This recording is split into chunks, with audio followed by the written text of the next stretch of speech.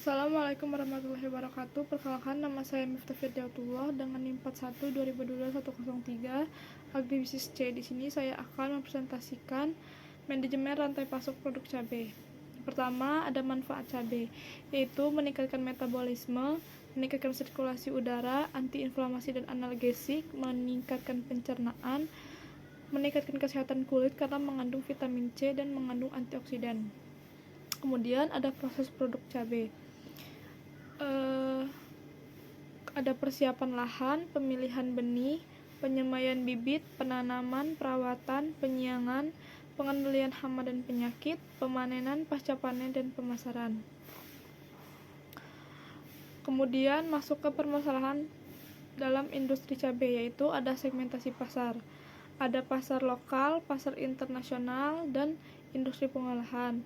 Yang kedua, ada saluran distribusi. Distribusi langsung, distribusi melalui pengepul atau pedagang besar.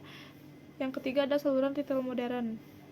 Kemudian ketiga, promosi dan brand awareness, yaitu promosi produk, branding, dan media sosial dan pemasaran digital. Keempat, ada strategi harga, yaitu harga kompetitif, harga premium untuk kualitas tertentu.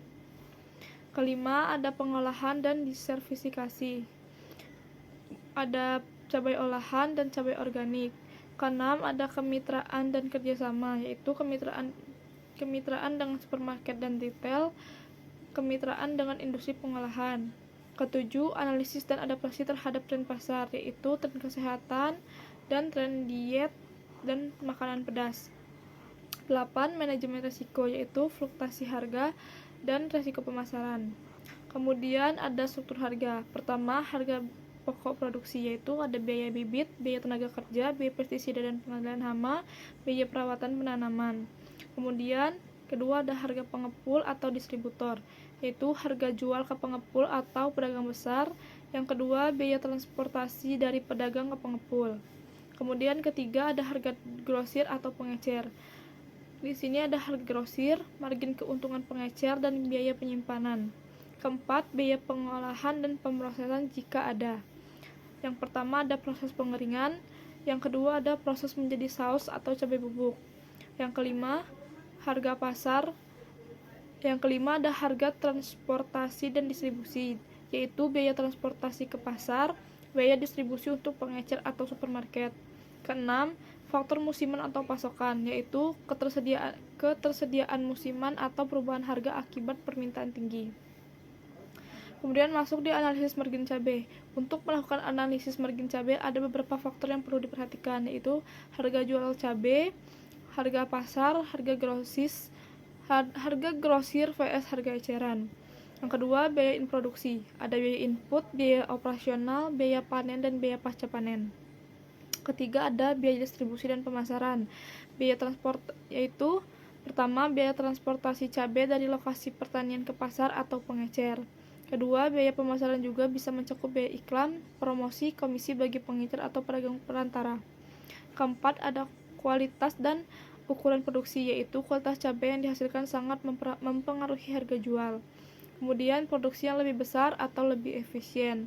Kelima, ada faktor musiman, yaitu faktor cabai merupakan produk musiman.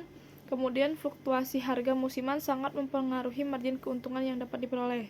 Keenam, ada faktor eksternal, yaitu cuaca dan kebijakan pemerintah. Ketujuh, ada margin bruto dan margin bersih. Kemudian cara meningkatkan farmer share, yaitu mengurangi jumlah perantara atau middleman.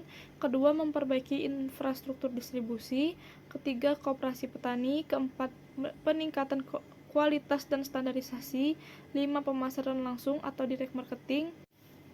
Keenam, menggunakan teknologi dan aplikasi digital. Ketujuh, meningkatkan pengetahuan dan pendidikan untuk petani. Kedelapan, menerapkan sistem penjualan on-kontrak.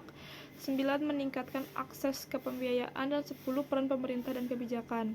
Kemudian terakhir ada strategi pemasaran. Yang pertama, pemasaran langsung ke konsumen. Yang kedua, segmen pasar berdasarkan kualitas. Yang ketiga, meningkatkan brand dan kualitas produk. Dan keempat, menjalin kemitraan dengan pengecer dan restoran. Yang kelima, promosi musiman dan diskon. Keenam, pemanfaatan teknologi dan aplikasi digital. Ketujuh, diversifikasi produk. Yang kedelapan, pemasaran berdasarkan testimoni dan ulasan pelanggan. Sekian presentasi dari saya. Assalamualaikum warahmatullahi wabarakatuh.